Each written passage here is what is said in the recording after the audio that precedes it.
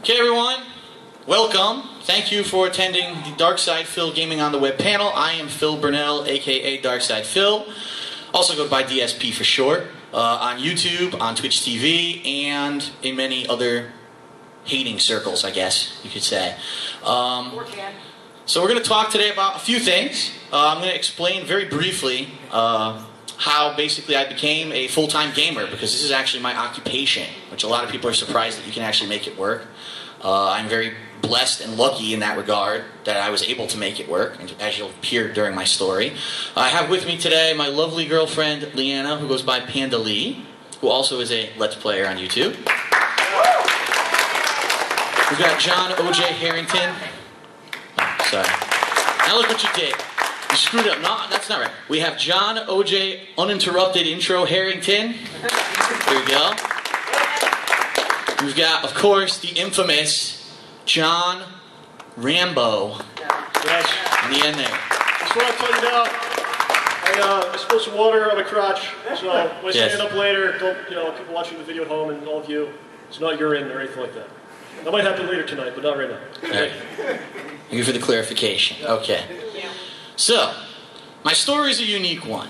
Unlike a lot of other people who kind of decided that they wanted to do gaming as a job, I kind of stumbled into it over the course of the past 4 or 5 years, and I really think that my story is interesting in the regards of the way that this came about. So let me give you a little bit of background about myself. I'm 31 years old.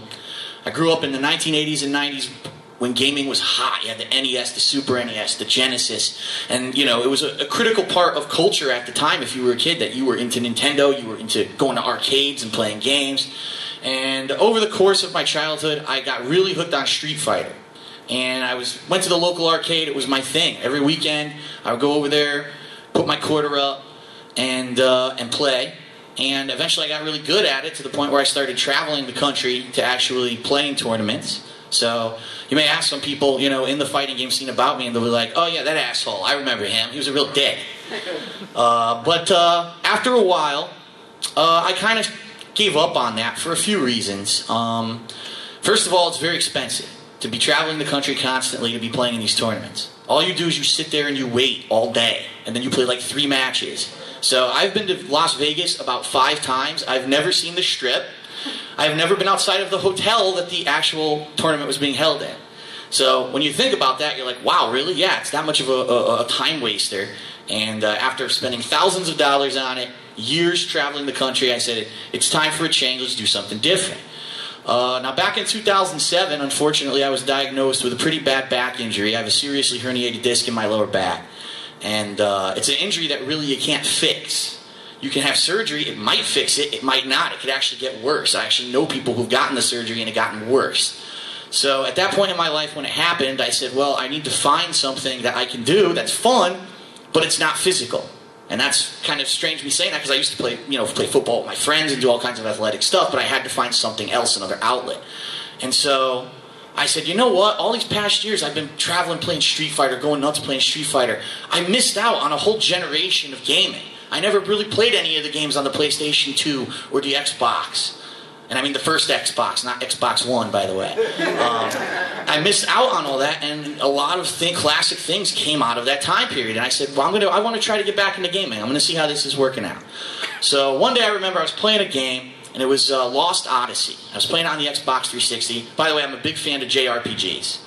And that's why I was playing it. I was like, wow, this is really hard, just like the older school role-playing games. And I was stuck on this one boss. And I'm like, what the hell do I do? How do I stop this guy?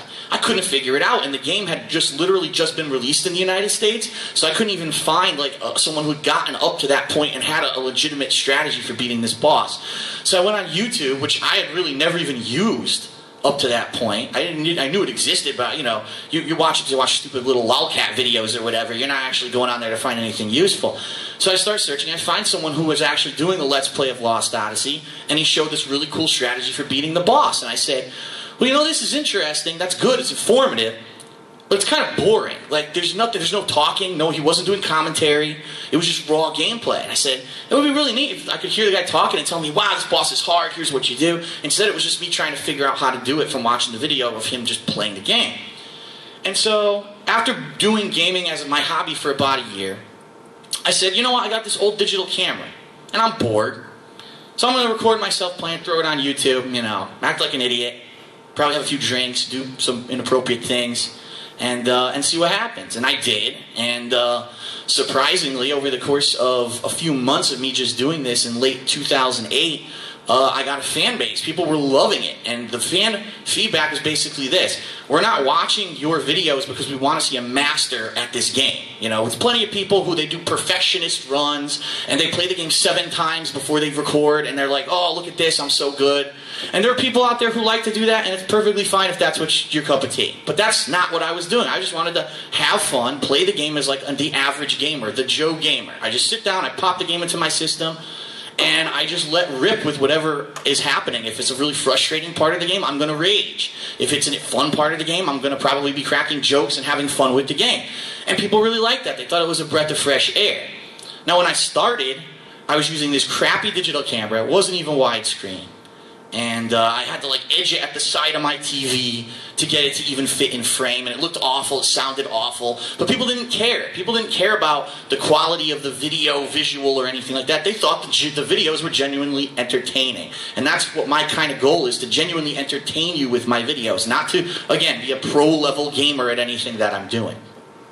So after doing this for about 6 months, I realized I was getting, wow, thousands of subscribers. I was getting thousands of views on my videos on YouTube. I was like, wow, this is nuts. So over the past, I'd say probably about 2 years, I upgraded my equipment, and I played more and more games. Now this was always something that I did as something on the side. It was my hobby. I never made a penny doing it up until 2010. And then in 2010, unfortunately, my full-time job of 5 years decided to lay me off. Out of the blue. It wasn't like, oh, I knew there was trouble brewing. People were like, there was rumblings that, you know, they don't like my performance. Literally 2 months before they laid me off, they gave me a commendation for going above and beyond the Call of Duty at my job. I have it on my wall at home so I can laugh at it, because it just shows that the corporate America is such a joke and the economy is so bad that no one is safe. And so I was laid off in 2010, and I said, well, there's 2 ways to approach this. You can either be totally negative and I can be crushed and I can cry about it and whine about it and stomp my feet, especially because I had just bought a condo the year before. I had bills to pay and I had no income whatsoever. They did give me a severance package, but it was really bad, I'll be honest.